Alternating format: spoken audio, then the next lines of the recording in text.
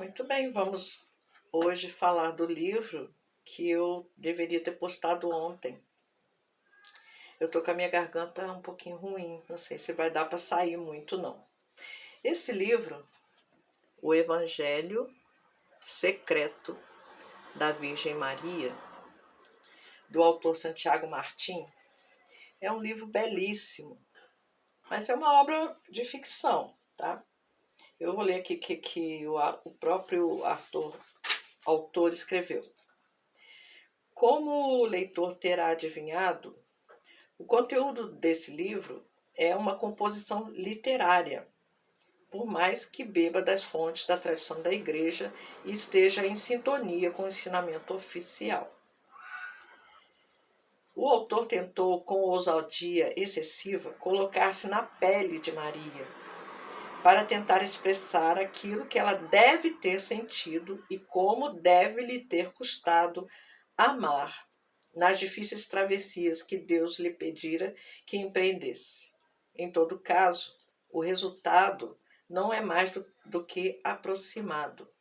Se é difícil saber o que pensa, experimenta ou sofre outra pessoa, o mistério se torna insondável quando se trata nada mais, nada menos que o mistério da Imaculada, daquela que foi concebida sem pecado e que jamais conheceu a mancha que nos perturba tanto a alma quanto o corpo.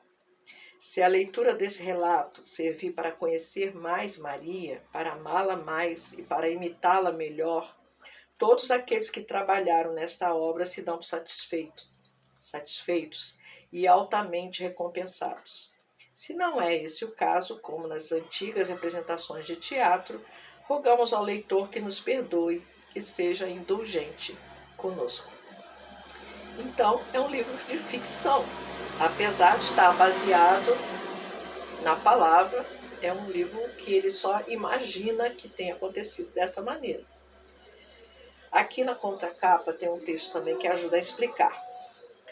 Baseado no Evangelho Apócrifo da Virgem Maria, encontrado por uma monja no final do século IV, durante uma viagem que empreendeu à Terra Santa, este livro reconta a vida de Cristo sob o ponto de vista de sua mãe, que já no final da vida tece suas recordações a João, o discípulo amado de Cristo, a quem ele encarregou de cuidar de Maria. Com sua leitura, vai surgindo a imagem de uma mulher corajosa que amou e sofreu muito, viu matar seu filho e foi capaz de resistir à prova sem perder a fé e a esperança.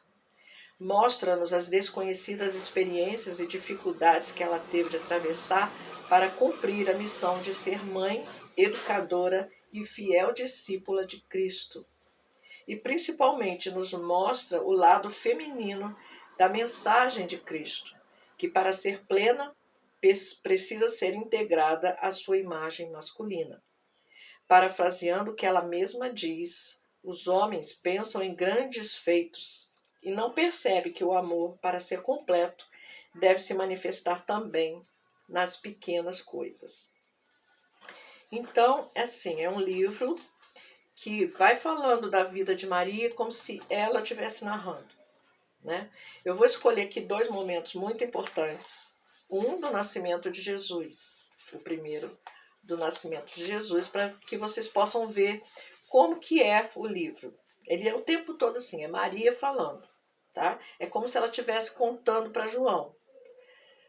Depois que Jesus morreu, né, que ela ficou sob os cuidados de João, ela foi contando para ele as coisas que aconteceram, né, que ele não sabia, ela foi contando.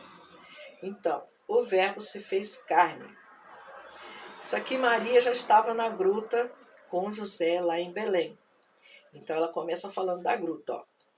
Não ficamos muito tempo na gruta, pois logo encontramos uma casa, na verdade bastante pobre, na qual nos alojamos. Olha só, todo mundo sabe que ela teve Jesus na gruta, né? Porém, ainda na gruta, teve lugar o nascimento de meu filho. Então ela está explicando aqui, tá? Como eu explicaria para ti, um homem, João, para que entendas? Acredito que somente uma mulher compreenderia, pois o que se passou naquela noite no mês de Tebete não se assemelhava a nenhum outro parto. E sem dúvida o foi. Foi somente isso, um parto. Um menino nasceu. José estava ali ao meu lado, rompendo os costumes que mantêm os homens, nesse momento, distante das mulheres. No entanto, estávamos sós, embora não de todo. Duas mulheres da aldeia aceitaram acompanhar-me quando chegasse o momento, e José teve tempo de avisá-las antes que o tempo que o parto ocorresse. Assim, eram 3 para ajudar-me, embora meu bom esposo não soubesse fazer outra coisa a não ser manter o fogo aceso e retorcer a sua túnica entre as mãos. O menino nasceu como se um raio de luz atravessasse um cristal de forma límpida. As mulheres não perceberam, ocupadas com o sangue e atenção ao menino. Menos ainda José. Eu notei algo estranho, porém não estava para muitos detalhes. O caso é que apenas me doeu, e os esforços e as contrações me produziram mais angústia e nervosismo do que dano. Não estranhes isso, querido João. Lembra que para Deus nada é impossível. Mais difícil foi eu ficar grávida, sem contato com homem algum. Isso havia ocorrido. Pensei sobre isso muitas vezes, e na verdade, quem sabe, podia ter sido outra maneira. Refiro-me ao parto, mas tudo foi assim mesmo. Acredito que o Altíssimo desejou manifestar, uma vez mais, a sua presença, o seu poder, a sua paternidade especialíssima para me proteger sem destruir a minha virgindade. No entanto, o mais provável é que, desde os primeiros dias da vida de meu filho, queria dar uma lição. Ele não viera ao mundo para fazer ninguém sofrer, nem para quebrar nada que estivesse inteiro, e sim para redimir a todos e reconstruir aquilo que estava destruído. Da mesma forma que o pecado não entrou no mundo pela vontade de Deus, e sim contra ela, assim se passou com o meu filho. O sofrimento que se ligara à sua pessoa foi muito, não por culpa sua, e sim daqueles que se opõem a ele, e que ao fazerem isso, causam danos a si mesmo e aos outros. E aí ela continua falando o que aconteceu lá na gruta. Depois eu escolhi um texto falando da morte de Jesus. Eu sempre fico imaginando o que Maria sentiu naquele momento, né? De ver o seu filho lá na cruz, trucidado, todo machucado, morrendo, as pessoas debochando dele, sabendo quem ele era. Ela deve ter sofrido horrores, né? E esse texto aqui fala desse momento. Ela diz aqui que chegou lá no lugar onde Jesus ia ser crucificado, só que ela não conseguiu chegar rápido porque tinha muita gente e as pessoas não deixavam ela passar. E ela agradece a Deus porque senão ela teria visto prendendo as mãos e os pés deles na cruz com um prego. Ela disse que seria uma dor insuportável. E aí quando ela chegou, ela disse que viu quando começaram a levantá-lo, quando ele já estava preso na cruz e começaram a levantar a cruz. Vou continuar o texto. Primeiro se fez um poderoso silêncio. Todos se calaram, até os que mais o odiavam.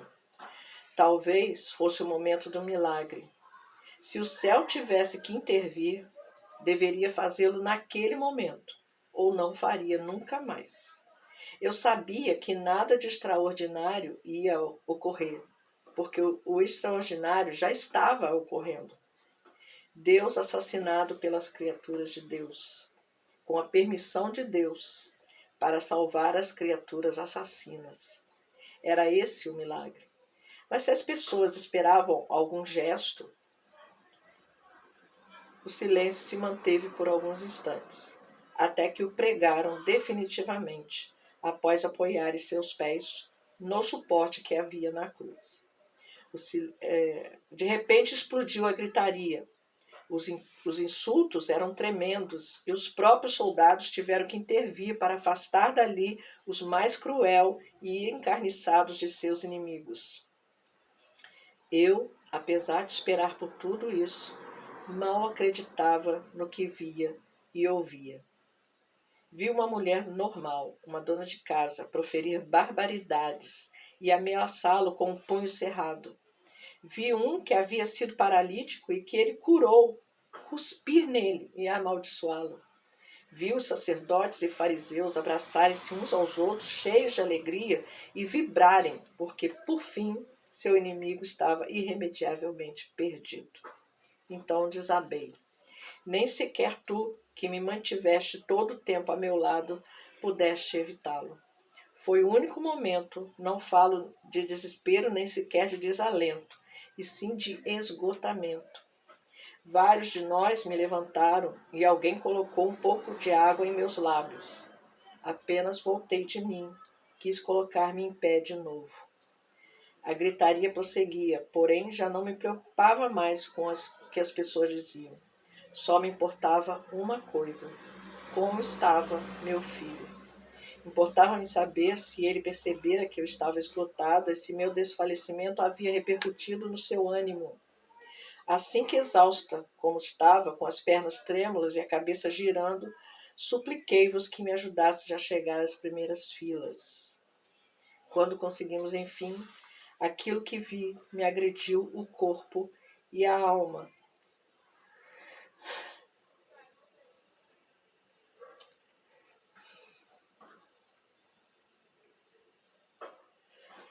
Como se houvessem dado em mim todos os golpes que ele havia recebido. Pouco antes, no pátio da Torre Antônia. Mas esta vez, apesar de não ter mais força alguma, não me abati. Seu olhar me localizou em seguida e ambos nos apoiamos mutuamente. Eu tirava forças da sua debilidade, da consciência de que ele precisava de mim para resistir. E ele, com uma única súplica muda, com suas mãos cravadas, buscava em um abraço impossível o socorro que somente sua mãe pode dar.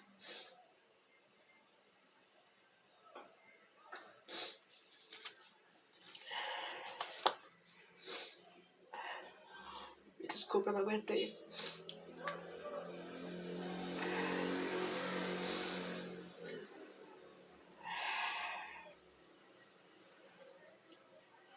Então, é isso que é esse livro. Ele mexe com a gente. Ele faz a gente se sentir no lugar de Maria. Mesmo que seja uma obra de ficção, uma obra que não é verdadeira, mesmo que seja baseado nos apócrifos da Virgem Maria,